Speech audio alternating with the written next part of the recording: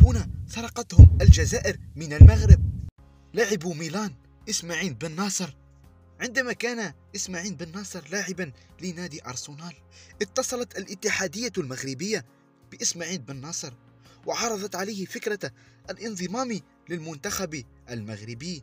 لكن كانت المفاجأة أن الاتحادية المغربية تريده أن يلعب للمنتخب الثاني، أي يعني منتخب أقل من 21 سنة، لتقوم الاتحادية الجزائرية بخطة معاكسة، وهي عرض المنتخب الأول على إسماعيل بن ناصر عكس الاتحادية المغربية التي عرضت عليه المنتخب الثاني.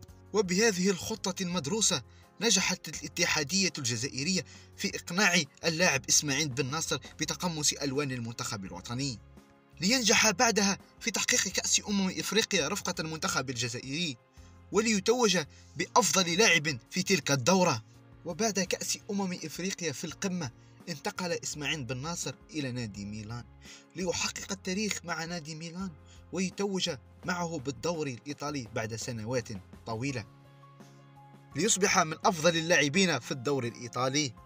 فخر إفريقيا والعرب رياض محرز، عندما كان يلعب رياض محرز في الأقسام السفلى في الدوري الفرنسي لم تعره الاتحادية المغربية أي اهتمام، عكس الاتحادية الجزائرية التي كانت تراقب رياض محرز خطوة بخطوة حتى انتقاله إلى الدوري الإنجليزي الدرجة الأولى رفقة نادي ليستر سيتي، حيث تم استدعاؤه للمنتخب الجزائري ليوافق وينضم إلى المنتخب الجزائري ويشارك في كأس العالم 2014.